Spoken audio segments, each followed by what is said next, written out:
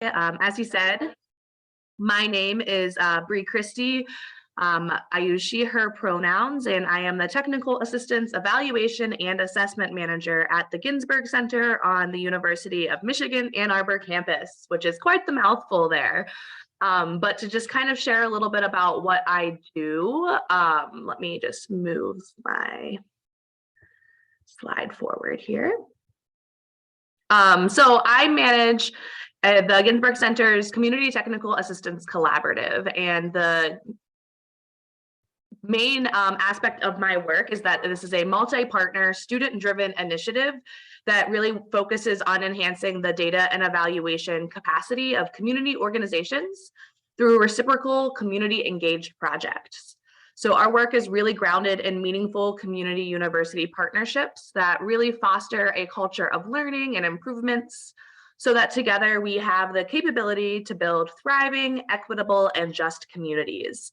So in our work at CTAC, our partnerships are really focused on supporting nonprofits, schools, and governmental organizations to build capacity, while focusing on meeting the educational goals of graduate students on the University of Michigan Ann Arbor campus. We're really invested in sustainable solutions that advance the impact of our partners' work toward key quality of life outcomes and bolster their capacity to tell their stories and secure funding. So my work is really situated within a larger center on the campus, and that is the Ginsberg Center. And so the Ginsberg Center's main mission is really to strive to be an open door for the community to the university. So we work with faculty, students, and community partners to match community identified needs with resources here on U of M's campus. One of those very specific ways we do that is through CTAC. And being a program of the Ginsberg Center really allows CTAC to be placed within this much larger context of the university community system that really helps us support those sustainable community relationships and allows for more partnerships to be strategic in the context of the entire university's resources and relationships. Being situated in student life allows me to interact with students from all different disciplines: social work, public health, school of information, education, etc. So, not being housed in one specific space really helps deepen that breadth of the types of students we get to work with in our work. A little bit more about what CTAC really does. And so we run on a semester basis, and we have ongoing team managed community projects in fall, winter, and spring, summer. In a typical year, we usually hold 3 main events, including a showcase of student work, usually in December, an opportunity that is really focused on bringing together folks on and off campus who are using their skills for the public good and or are working alongside community partners in data analysis or program evaluation. And that's our Data for Public Good Symposium. Sometimes that's in February, sometimes that's in the summer. And then finally, we focus on a community showcase, which is focused on engaging with and celebrating our community partners that we're so lucky to really get a chance to work with. And then finally, CTAC also provides different workshops for both community partners and university affiliates on different data and evaluation topics.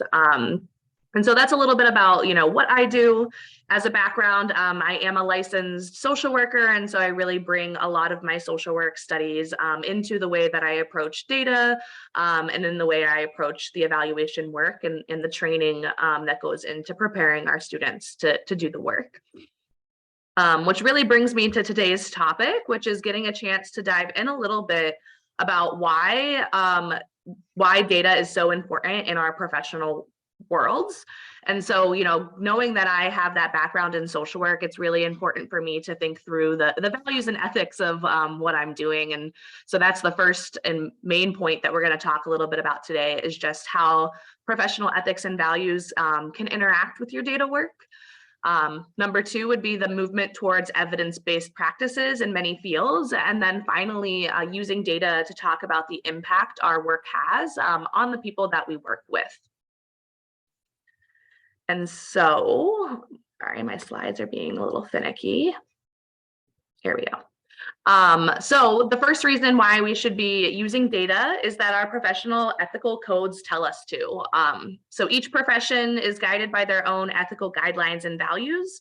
I recognize not everyone here in the room probably is working with the same background, and so I took a peek at a few others as well. As a social worker, my personal work is guided by the NASW, which is the National Association of Social Workers Code of Ethics. I've also taken some time to familiarize myself with the Public Health Code of Ethics, as well as the AMA Code of Medical Ethics as well. I've pulled out a relevant section from each of the professional code of ethics, and while each code has a different way of framing the use of data, the real primary concern for all of these different code of ethics is focusing on the well-being of the client, patient, or community. Professionals in each of these fields should use data in a way that benefits the client, contributes to the knowledge of the field, and improves practices or supports new and more effective practices. To really sum up, using data is critical for ethical work, regardless of what your background really might be going into evaluation or data related settings.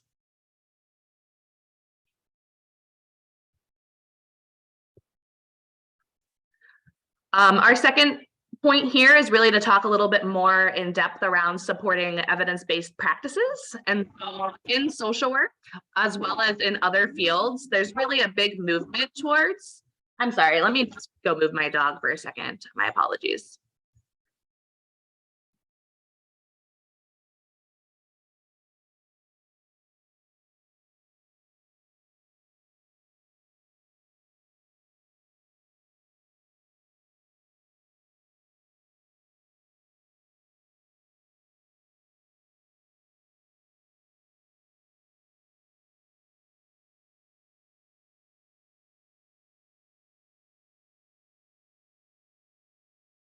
Alrighty, yeah, he will probably come back up on screen in a second. I gave him a bone, so I'm hoping that'll be enough to keep him happy for a bit. Let me resume share, and there we go. Awesome. So as I was saying, in social work, as well as in other fields, there's a really big movement towards utilizing evidence-based practices. The idea of evidence-based practices was first used in the medical field, where evidence-based medicine is defined as the integration of best researched evidence and clinical experience with patient values.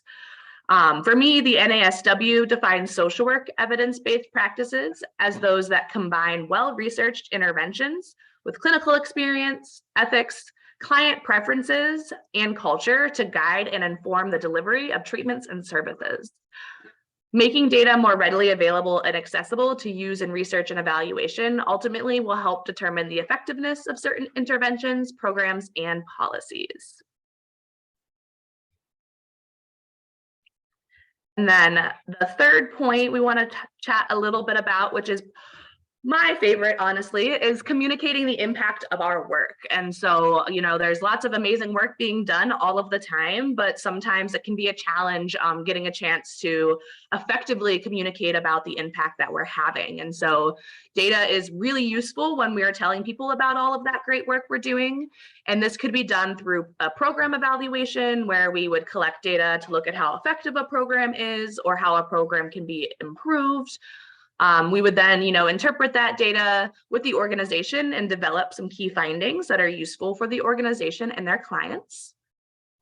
Knowledge of data is also needed when we're creating visuals to show audiences that are not as familiar with the program, organization, or policy.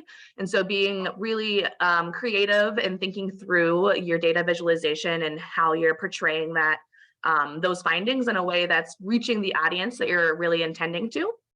And then when it comes to research, accessibility is a real key ethical consideration, particularly when we're looking at how accessible the results are for the people who will be putting them into practice. So really thinking about the practitioners, the program staff, and policymakers and what they need to have access to the data for, and also to be able to understand the context in which the data was collected and analyzed in order to apply it.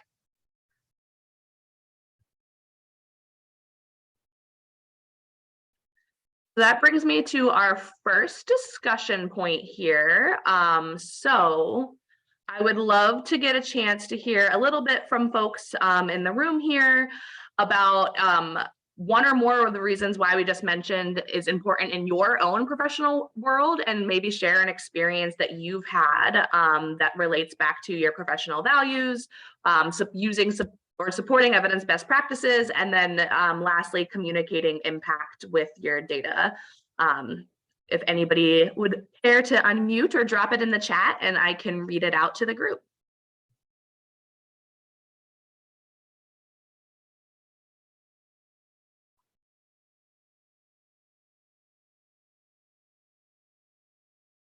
No, that was, so,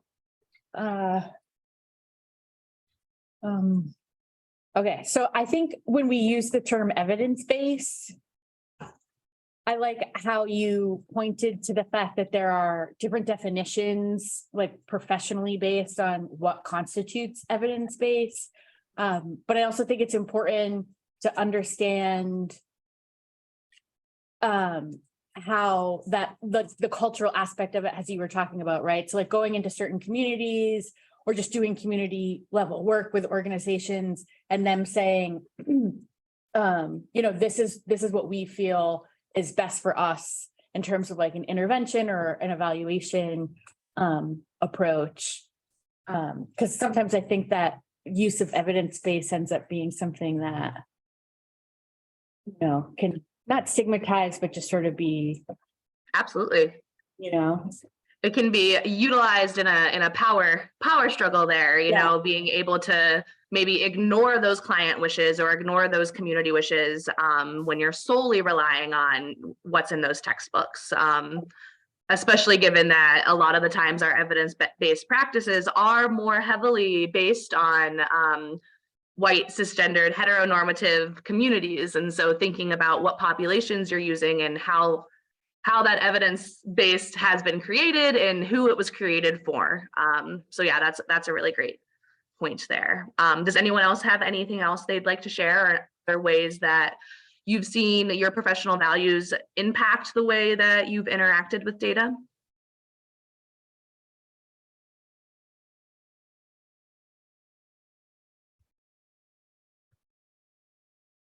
Awesome. We have one in the chat. Mike shared that he believes in a very values-full evaluation reality, and so I must be aware of my values to fully participate in the decision I make. At the same time, I also take a transformative stance and actively seek out opportunities to advance change according to my values. Awesome. Thanks. We're going to move on a little bit here and talk a little bit more about how do we use data. If I can get my slides, there we go. So as I've mentioned, we use data in a lot of different ways, and we in our work, and to ensure that we're abiding by our professional code of ethics, we're going to touch briefly on what data might look like. So, you know, we're already using data to guide our decision-making processes. We also can use data to help us measure how well we're doing our work. And then finally, how should we use data to educate and inform others about the work that we're doing? So first and foremost, you know, we're using data to make decisions. And so we're constantly using data to make important decisions every day, even if we don't recognize that we are using data. For example, we collect data by observing people and the things around us. And we are pretty good at processing that data to identify patterns and relationships, which also allows us to move through our day fairly easily.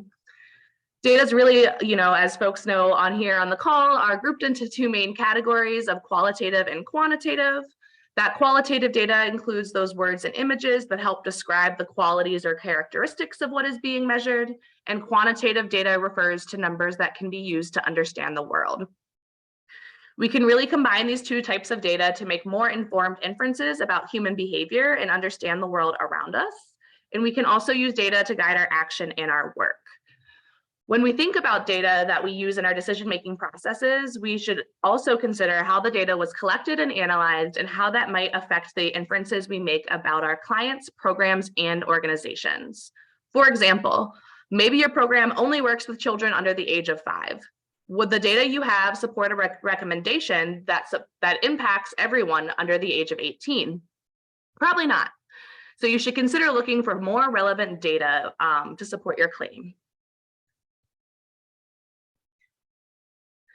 Next, as I've mentioned, data can be really useful when we're looking at the effectiveness of a program, policy, or intervention, as well as the impact it may have had on our clients.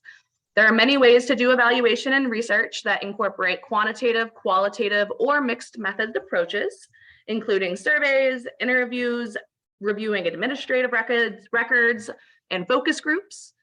And that is by no means an exhaustive list, just an introduction to a few common types of research and eval methods. But one ethical consideration that I like to keep in mind when I'm working with an organization on evaluation is who defines what success looks like for your organization, program, or policy. Are the people closest to the problem involved in defining the success? And who is represented in the study and who isn't? These are all important questions to ask as we interpret our data and begin to create meanings that are relevant to our work.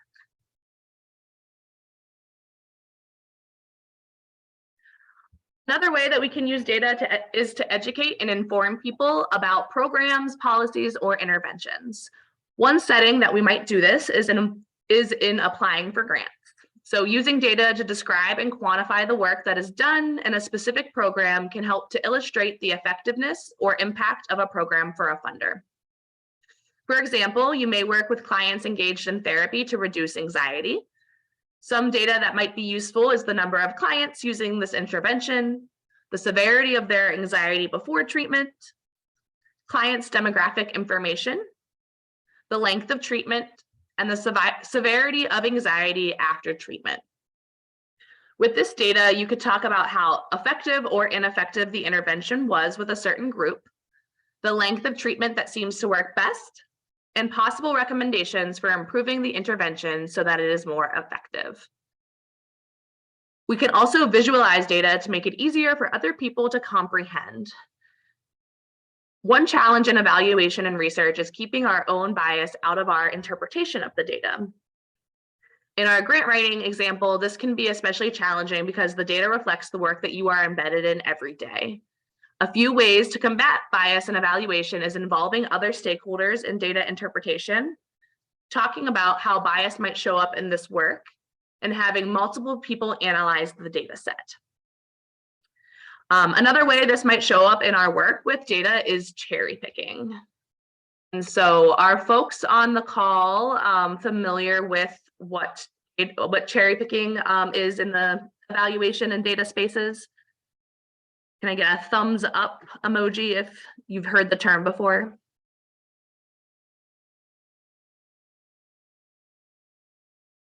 Awesome. So while there are many ethical issues to really consider within data work, one that tends to show up in many different ways and pretty often is cherry picking. And so this is the deliberate practice of presenting the results of a study or experiment and only the best support the hypothesis or argument instead of reporting all of the findings in total. So it can also be applied to the process of conducting an experiment where the researcher is intentionally using limited categories of selection for their participants in order to carry out the experiment.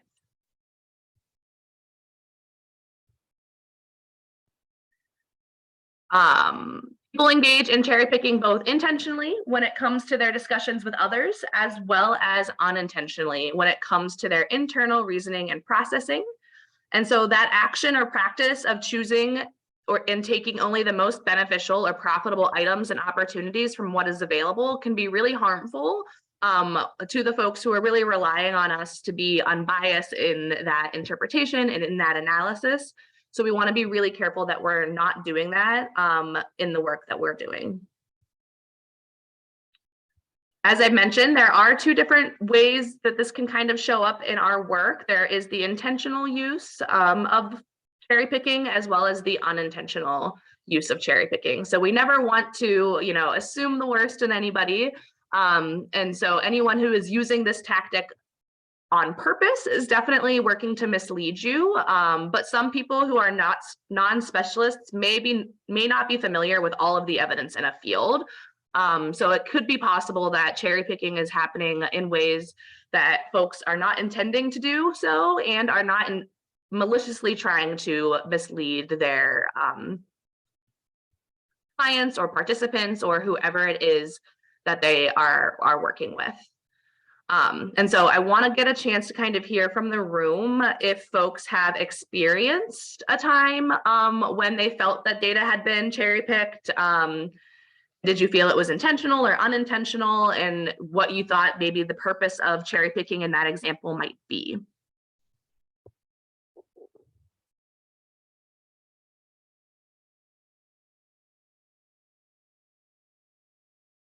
I would say that I've definitely seen this before. And I don't know if I would call it intentional or unintentional, because I don't want to maybe dive that much into their psyche, but I think it's something that occurs not uncommonly with programs, especially if they're in an earlier stage and they have a very passionate founder or director of a program who they might, I mean, maybe it's unintentional that they kind of find the things to sell you on the program to say, hey, this is great. I really know that it's working and here's why. And as an evaluator, you might kind of step back and say like, well, gee, is that really all the evidence there and everything that constitutes, an appropriate look at this? So I don't think it's necessarily malicious, but it's often something that's just kind of done because if you really believe in something, you really think you have a solution or a program that helps it, the first thing you sort of want to do is tout its benefits to other people. And I think it's a gentle process of kind of getting past that stage sometimes and having those conversations about like, well, gee, if you're coming in as an evaluator, I'm not here to, You're good. to crush the day for you, but to, provide information and sort of provide a reality check on things. Yeah, absolutely. That's a great example, and definitely something that is commonly happening, especially like you said, it's probably not malicious, but there is an intent behind that cherry picking there where you're trying to tell, the best, most positive story to sell folks on, the programming or the organization, which is important too for that funding aspect. And so it's a fine line to really walk in choosing how to move forward and give that spin on your organization and programming. Does anyone else have an example they'd like to share? So, I don't know how much of this, I feel like this happens a lot in like medical or health reporting of what works, and you don't necessarily hear about what else was tried or how that might have been approached in a different setting or implemented in a different setting, but that's not in the journals, that's not in other spaces. Yeah, that's a great example of saying, here's just what worked. So we're going to leave out, all of the things we tried, even though those things might have worked for a smaller subset of people. Those other like ways of approaching that problem might be useful to someone else. So yeah, that's also another great example. Can I get one more example?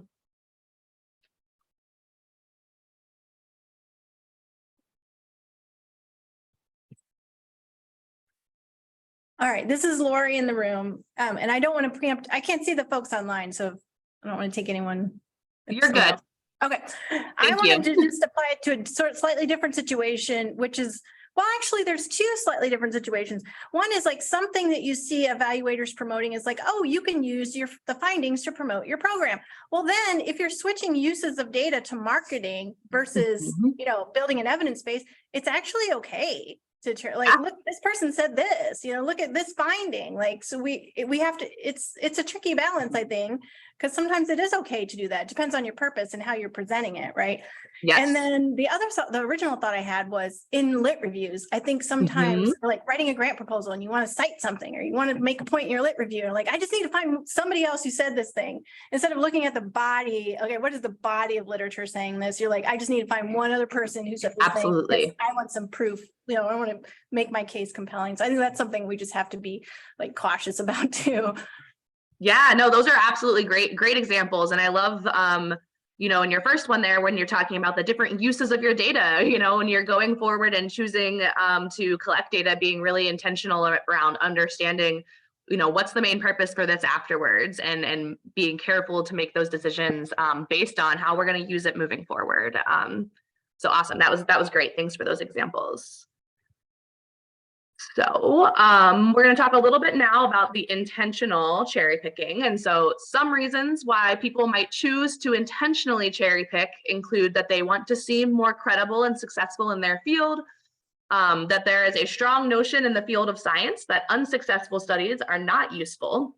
And then cherry picking only data that supports their claims makes their arguments more persuasive and helps them support their stance easier.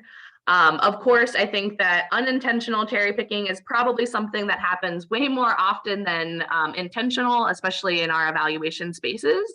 And so unintentional cherry picking can really occur due to a lot of different reasons and different situations. And people can engage in unintentional cherry picking even when they are aware of this concept and understand the issues which are associated with it. One of the main reasons why people engage in unintentional cherry picking is confirmation bias, which is a cognitive bias that causes people to process information in a way which confirms their pre-existing beliefs. Essentially, this means that since people want to feel that they're right, when they encounter new information or remember old information, they tend to focus on information which confirms their beliefs and ignore information which contradicts them. Another notable reason why people unintentionally cherry pick information is that doing so is generally easier from a cognitive perspective than processing all the available information, and therefore it's also more appealing. Simply put, when we're faced with a large body of evidence, it's often easier to simply pick a few bits of information that stick out of that overwhelming mass and then base your stance on them than it is to carefully analyze all the available information.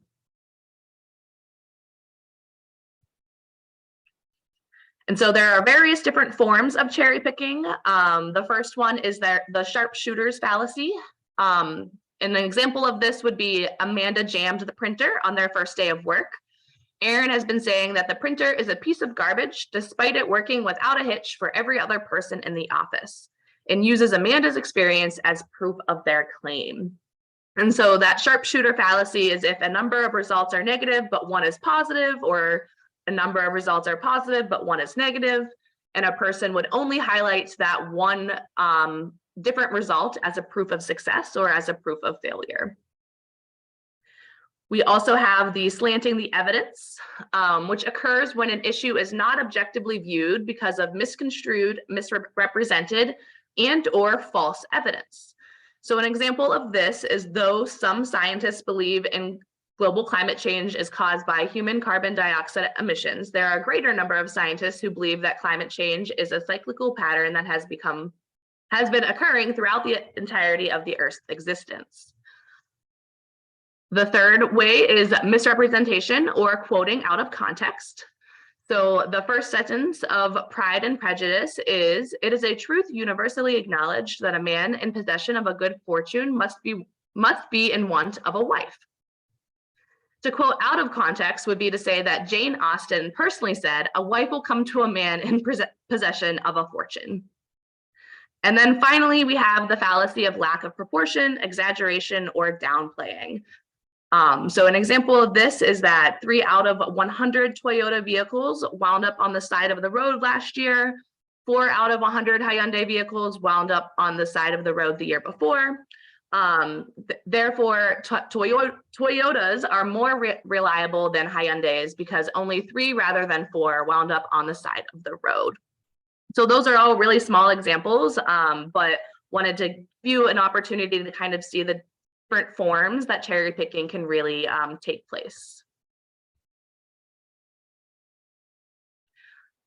So cherry picking is not only dishonest and misleading to the public, but it also reduces the credibility of experimental findings because it does not present all of the results of an experiment.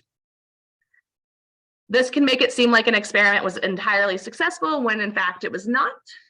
Cherry picking results also makes it harder to find patterns and subtleties in the presented data, as there's only a focus on certain positive outcomes instead of looking at the larger picture.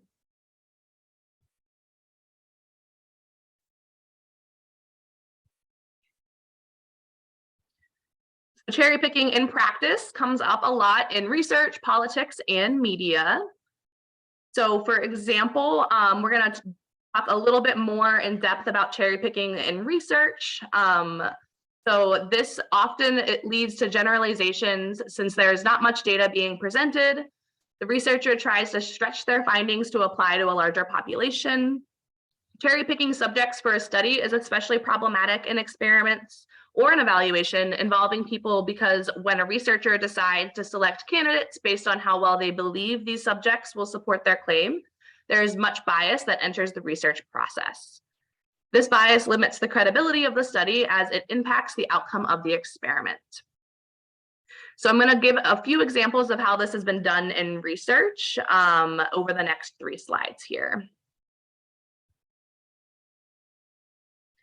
The first one is the Daily Mail picked up on a paper written by Eric Sigman and published the headline, "Sending babies and toddlers to daycare could do untold damage to the development of their brains and their future health."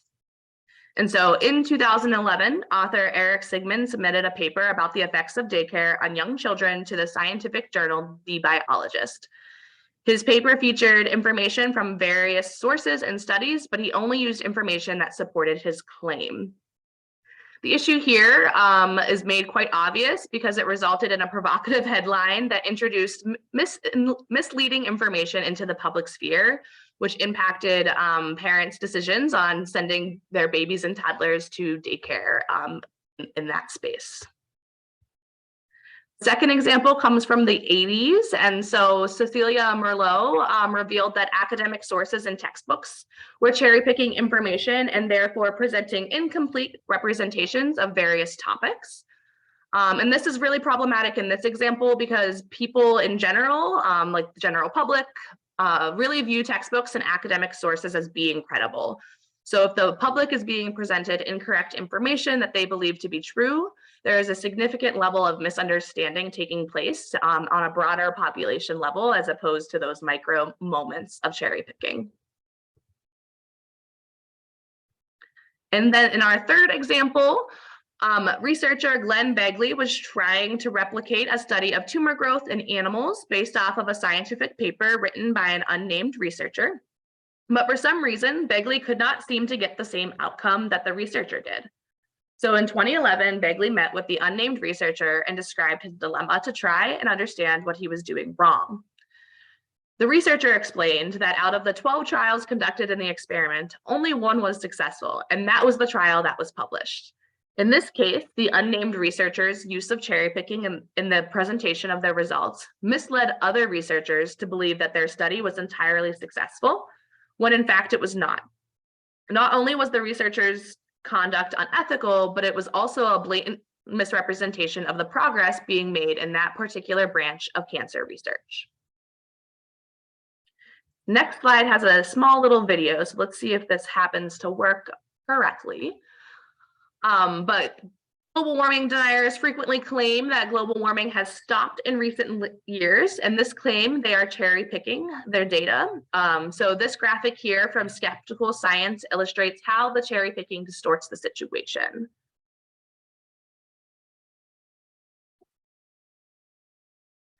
So first up is how the deniers view global warming, and it's that blue line from start to finish there, seeing more of a flat line across.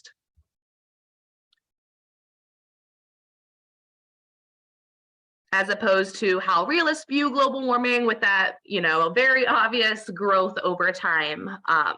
So that's just a visual example. And the goal of science is not to be right, but is to accurately present the findings of research or experimentation.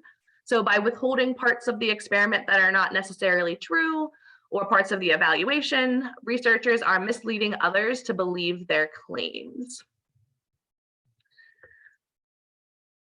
We also have examples for cherry picking in politics. And so this is also frequently coming up in those spaces. An example would be a politician saying, our new educational program was highly successful since it improved students' math scores. This would be considered cherry picking in a situation where the new program also led to a decrease in student scores in various other domains, such as English and science, or in a situation where the improvement was only evident in a small proportion of the schools where it was implemented, for example, only in 1 out of 30.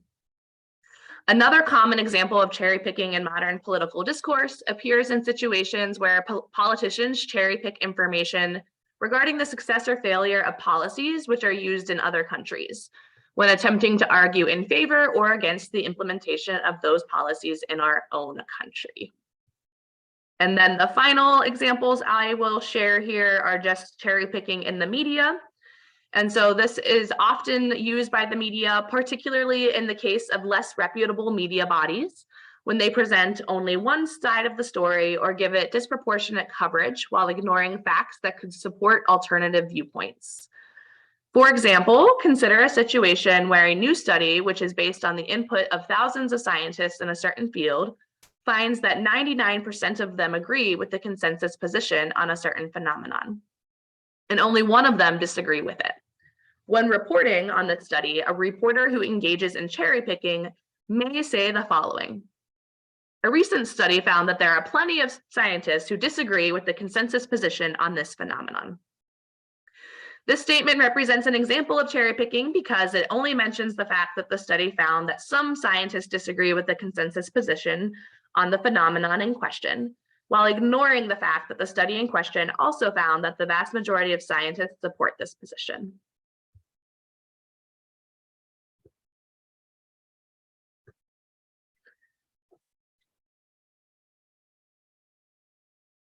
And so finally, I want to just leave you all with a few ways you can combat or respond to cherry picking if you see or might think that it might be taking place. And so there are 2 main ways to respond to the use of cherry picking. And that first is to call out fallacious reasoning. Specifically point out the fact that your opponent is ignoring, or your client or your community is ignoring crucial information, which should be taken into account, and explain why this is a problem. And then also bring omitted information into consideration. So specifically discuss the information which was omitted and show how taking it into account changes the situation at hand. When doing this, it's really important to remember that people's cherry picking is more than likely unintentional. As such, as long as it's reasonable to do so, you should implement the principle of charity and really assume that the person who engaged in cherry picking did so unintentionally. And this means that you should generally attempt to ask other people to justify their choice to omit crucial information rather than attacking them for it outright. Doing this can really help you identify situations where your clients, your coworkers, your colleagues, your community, etc., neglected to mention important information, not because they chose to ignore it, but maybe because they were unaware of it. And it can make the other person more willing to listen to what you have to say, and therefore more likely to internalize that information that you're presenting them with. Furthermore, doing this can be really beneficial in cases where people engage in cherry picking intentionally as well. This is because doing this can often put an individual in a defensive position where they need to justify why they omitted critical information from the discussion. And because this approach can show to your audience, whether that be other clients, other coworkers, colleagues, etc., if there is one, that you're committed to conducting a proper discussion with respect in that regard. And so I want to just open it up to questions if folks want to talk a little bit more about specifics of cherry picking or want to share out some more examples of how that might be showing up in practice. Would love to kind of open the floor.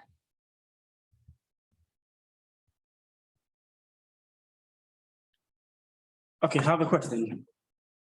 Sure. Well, I do agree with cherry picking in the whole process of evaluation of research, but particularly for being intentional about the whole process.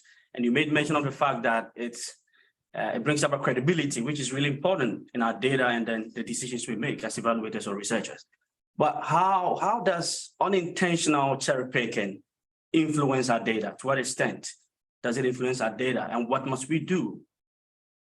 Yeah, absolutely. I think it really varies in case by case, obviously, but that unintentional cherry picking can lead to a lot of bias in our work. So for instance, when we're thinking about our evidence-based best practices, a lot of that is cherry picked. We've gone through and we're only working with certain subsets of populations. And so then we can't really say how effective something is if our main population that we studied was, or we were evaluating a program focused on increasing success for middle school girls, and all those middle school girls are white middle-class girls. We can't assume that those same results can be applied to low-income after-school programs for Black girls, for instance, because that their needs might be different, and so those outcomes and those findings that we had from that first study, where we unintentionally might have chosen a sample that skewed a certain way, is now impacting the way that those findings are being applied moving forward. And so I think a big piece is just being really intentional about every step of the way, stopping and thinking, do we have enough information here? Do we have enough here to make movement? Do we need to make our sample more robust here? And before we're making any large claims about how effective something might be. Thank you. And yes, to Mike's point, every sample is skewed, but being honest in that, in the way that we're interpreting our findings. And so being really clear to whoever it is we're presenting to, where did that data come from? Who was that data representing? So when folks are taking data and using it or interpreting it in other settings, they understand where it really came from to begin with.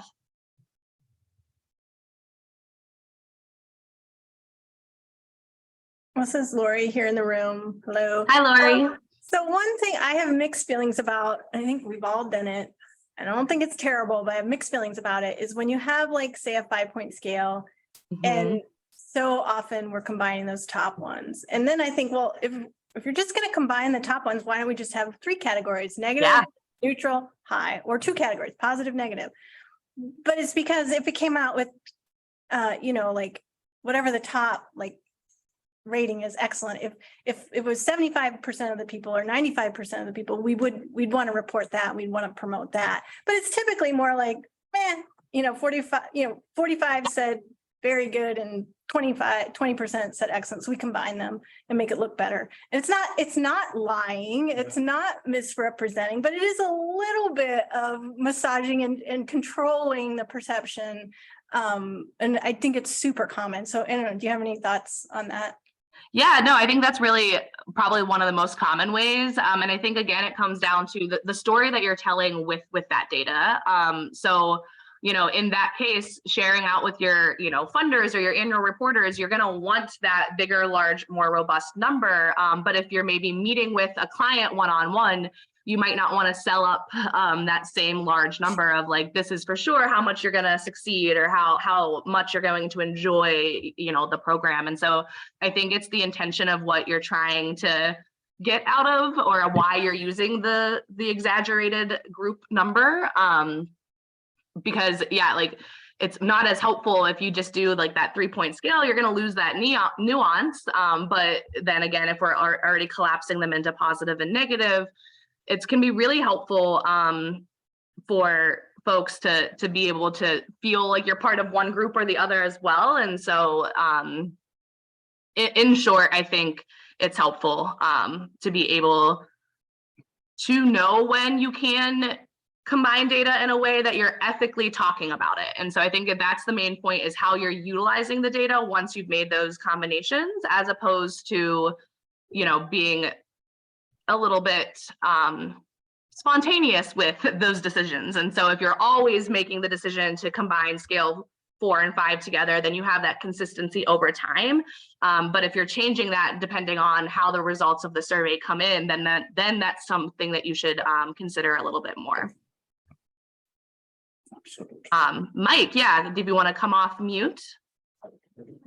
Yeah, I mean, Lori has much more experience than I have, but I like sharing this one resource from the end of last year because it's something I really appreciate.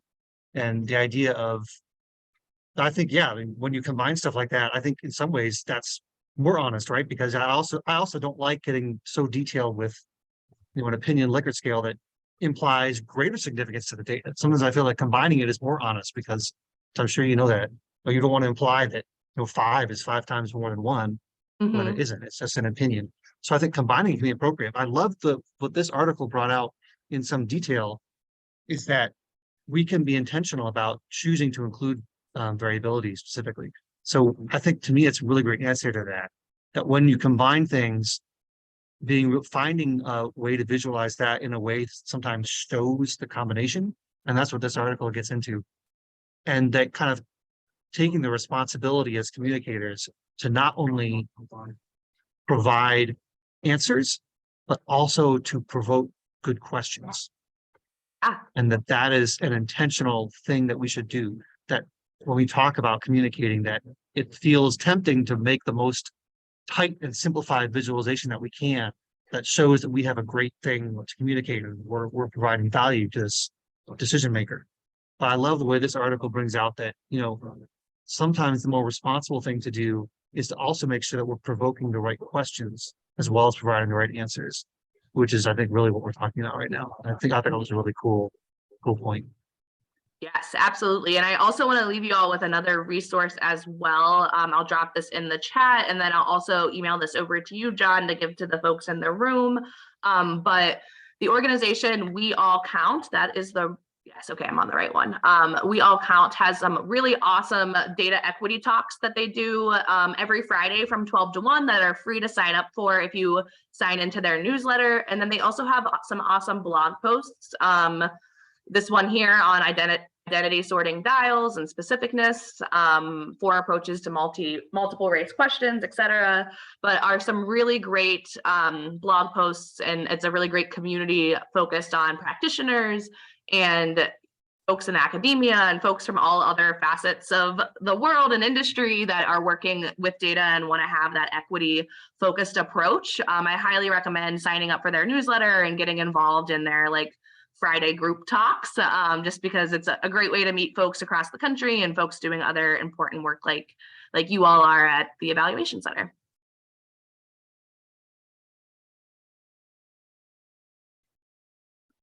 Thank you very much. So if anybody has a question to ask. Okay, so Dev, should I go ahead or? Yeah, let's just, thank you so much, especially I'm really excited about checking out that last resource that you mentioned. Absolutely. And Erica has shared who's in the room with us, has shared the article that Mike shared she's shared that internally. So I'm sure we're all going to check that out. So thank you so much for your time. Yes, thank you so much. And we will talk again soon. So be sure to join us next week when we'll have our next speaker join us from Australia. She'll be speaking on her living experience in evaluation. And that will be taking place at 4 p.m. Eastern time. So thank you. Have a nice day. Bye-bye. Bye-bye.